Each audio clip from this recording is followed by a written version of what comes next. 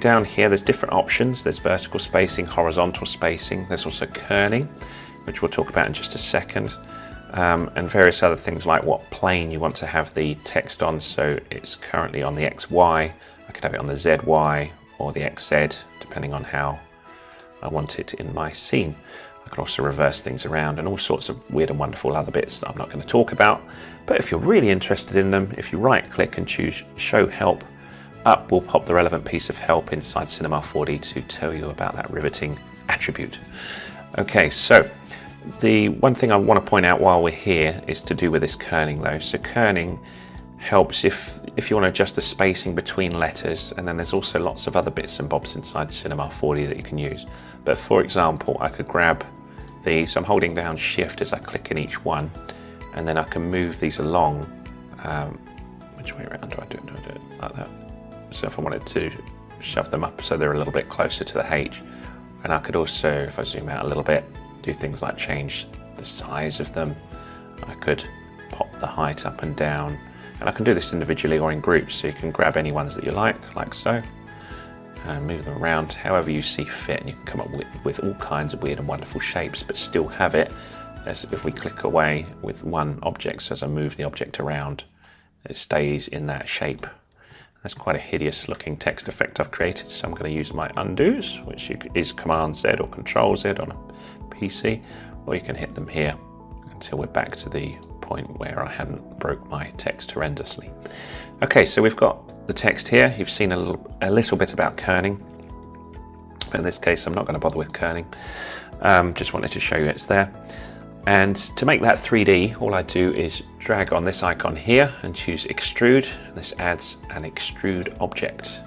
Now, there's two ways of doing this. If I just do it manually without pressing a button, I then have to drag and drop the object that I want to affect in it, like so, and then it becomes 3D. But a more efficient way, if I undo that, have the text highlighted, and then when you drag and release on the word extrude, hold down Alt on your keyboard, and it will automatically put the active object as a child inside the extrude and make it 3D, so it saves you a step. So that's quite a nice thing to have.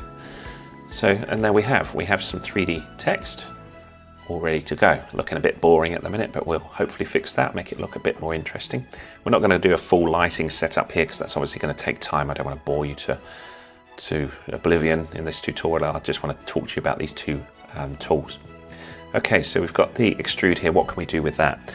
Well, one thing that's clear if we zoom in is, yes, we have 3D text, but it's quite boring looking in that the edges are extremely sharp, and when you see 3D text in real life, it's normally got some form of rounding on it. You can have it dead straight like that, of course, if you like, but that is to do with caps and rounding. So if you're on the object tab here of extrude, you can change things like the depth. So if I type in 30, it'll get thicker. I'll go back to 20 because that's quite a nice size for this. Sorry. And then click on the caps and go fillet cap, and you can do it for the front and the back, and then you get like a step. In this case, it is a single step, which makes the cap a bit smaller than the sides. And then the more steps you put in, the smoother that fillet will become. So now we're getting that nice rounded text that we see so much in real life and on 3D text that you see on the TV. So I've got my 3D text here, as you can see. And there's one thing that you can hopefully see, which is if I turn off the extrude, it's changed from my original text shape. And that's to accommodate that big old fillet cap that I've put in. And depending on how big that is, you can either manually adjust it here and say, you know what, I've got to adjust that radius down. I've got to do it on the back as well. So you can have different ones on the front and the back, of course. Or the other way I could do it is say, try and give me that. Let's just change those. But try and constrain it in the shape, and then Cinema 4D will do its best to try and give you a decent size fillet, but constrain it to the original shape. And sometimes you want that on, sometimes you don't. It just depends. You can get like a blockier looking text by going outside of the original shape, which you might want, you might not. But yeah, just to show you can do it. So I'll narrow that radius down slightly. Okay, so I've got my rounded text, and then we've got the shape of the text here, so that's good. And the next thing that we really need is some sort of colour on it. I think we've covered everything that's important. Oh no, sorry, there's one more thing I want to talk about, which is fillet type. So the fillet type refers to how this goes from this point to this point, and in this case convex gives this nice rounded shape. Let's zoom in so we can see what's going on. And if you want to change to a different one, there's linear, which is very boring. It's just a straight line no matter how many steps you do. There's the convex that we looked at. Concave goes the other way around, which creates quite an interesting effect, like this weird step in. Half circle, which I quite like. That's the one I chose in the end. One step, two step, engraved is another popular one. So I'm going to go with half circle, and then I'm going to show you one other thing, which is putting materials onto 3D text. Now, of course, I could talk for hours about materials. It can get very complicated, but I want to hit home a couple of very simple points here about materials.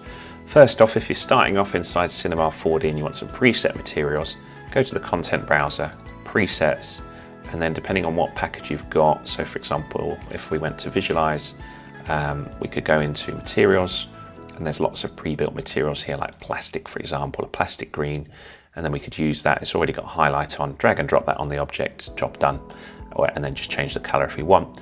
Or if you want to work from scratch, you can create a material from scratch, and then I can change things. I can work by HSV or RGB or Kelvin, or all kinds of weird, wonderful things, but I'll work with HSV in this case. HSV, put my teeth in. So there I've got a nice red, and then we can create another couple of materials. So I'll create another one. This one I'll just keep as white, but I'll just bang up the brightness a bit. And then I'm going to create one more. And oops, you can also double click to open up a window if you wish. You don't have to work down here. And this one I'll pick a blue, like so. So I've got my colours here, and then to apply them, just make sure you've got the extrude activated and drag and drop it on. So now I've got some white text, as you can see, very exciting. And then if I wanted to apply, I don't know if you can remember, I had a different colour face on the front here. And so if I drag and drop the next material on, there's a couple of useful shortcuts you can use for selections when you're working with extrudes. The first one is C, and if you do C1, you will get the front cap, and then C2 is the back cap, so you can have them different colours or the same. So nice and simple is you can just drag on another copy, and then you've got control over that as well, and do C2 on that one, and then it will apply it just to the cap, which is pretty cool. If you're wondering how I'm rotating, if you've forgotten, it's number 3. And then for the rounding, so where we're going from the step in towards the cap, that's R. So if we drag and drop again, and then we can do the selection as R1, we'll do just the front, and then again, just for some extra control, we'll have R2 there, and then we've got the back. So we've got this nice complete logo now, or logo, just text really, 3D text, but with all different colors. But some nice shortcuts there just to make life nice and simple. And if you went back to the extrude and changed things like the type of stepping, it'll still keep the changes that you've done thereafter, which is nice. But I'll go back to that half circle.